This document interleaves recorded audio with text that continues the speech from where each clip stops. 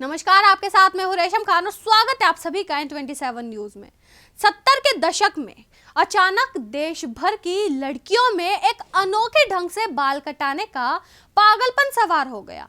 लड़कियां, महिलाएं hair salon यानी पार्लर में जाकर एक नए और बेहद ही अनोखे तरह का हेयर स्टाइल करने की मांग करती थी। तब लड़कियों के बताने के लिए बस यही होता था कि साधना जैसे बाल काट दीजिए। कुछ लड़कियां तो उनका नाम भी नहीं जानती थी, बस उनकी फिल्मों का नाम बताकर उनकी तरह बाल काटने को कहती थी।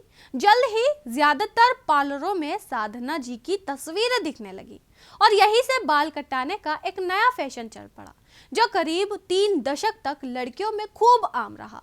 आपको बता दें कि साधना शिवदासनी अपने जमाने की बेहतरीन अभिनेत्री रही है। वही साधना अपने अभिनय के लिए तो मशहूर हुई ही, लेकिन उससे भी ज्यादा मशहूर वो अपने हेयर स्टाइल के लिए हुई। वही 60 और 70 के दशक में की मशहूर एक्ट्रेस साधना ने वो कौन थी?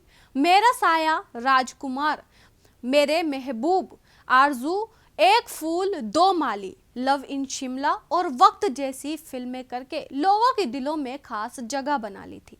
साधना का चूड़ीदार सलवार और उनका हेयर स्टाइल खूब ट्रेंड में रहा था और उस दौर में साधना के हेयर स्टाइल इतना फेमस हुआ कि उस हेयर स्टाइल का नाम ही साधना कट हो गया और आज भी ये हेयर स्टाइल इसी नाम से जाना जाता है। आपको बता दें, साधना का जन्म 2 सितंबर 1941 को पाकिस्तान के कराची में हुआ था और 22 दिसंबर को अभिनेत्री का निधन हुआ था। वहीं साधना ने अपने करियर की शुरुआत राज कपूर की फिल्म श्री 420 से बतौर चाइल्ड आर्टिस्ट की थी और इसके बाद 16 साल की उम्र में उन्हें सिंधी फिल्म अबाना के बतौर लीड देखा गया था और इस फिल्म में काम करने के लिए साधना ने केवल ₹1 लिए थे। हालांकि इस फिल्म से उन्हें कुछ खास पहचान नहीं मिली। साधना को फिल्म लव इन शिमला से मिली। फिर एक समय ऐसा आया जब अभिनेत्री अपने जमाने की सबसे ज्यादा फीस लेने वाली हीरोइन बन गई। लव इन शिमला में न सिर्फ साधना के एक्टिंग को सराहा गया, बल्कि उनके हेयर स्टाइल को भी लोगों ने खूब पसंद किया। वहीं इस हेयर स्टाइल के पीछे भी एक मजेदार कहानी है। कहते हैं कि जब साधना लव इन शिमला में काम कर रही थी तो फोटो में उनका माथा बहुत ज्यादा उभर कर आने लगा था। ऐसे में वो पार्लर गई और उन दिनों मशहूर हॉलीवुड अभिनेत्री ऑड्रे हेबर्न जैसा हेयर स्टाइल करवाने आ गई और यह हेयर स्टाइल एक्ट्रेस पर बहुत जचा, जिसके बाद में साधना कट से इसे जाना गया। वही साधना ने एक इंटरव्यू में खुद बताया है कि मेरा माथा काफी चौड़ा था और काफी मेकअप के बावजूद भी वे ठीक नहीं दिखता था।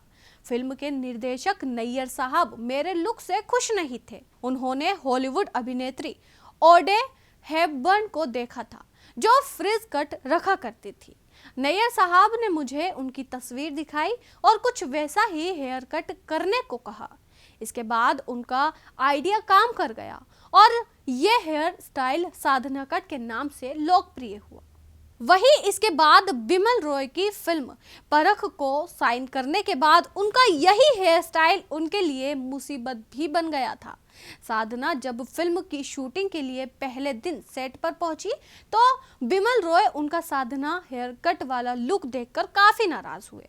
वे चाहते थे कि इस फिल्म में साधना के किरदार के अनुसार वे बेहद सिंपल, जमीन से जुड़ी हुई और गांव की सीधी सादी सी लड़की नजर आए और उन्होंने कहा कि अगर आप इस फिल्म में काम करना चाहती हैं तो उन्हें अपने ये हेयर स्टाइल बदलना होगा।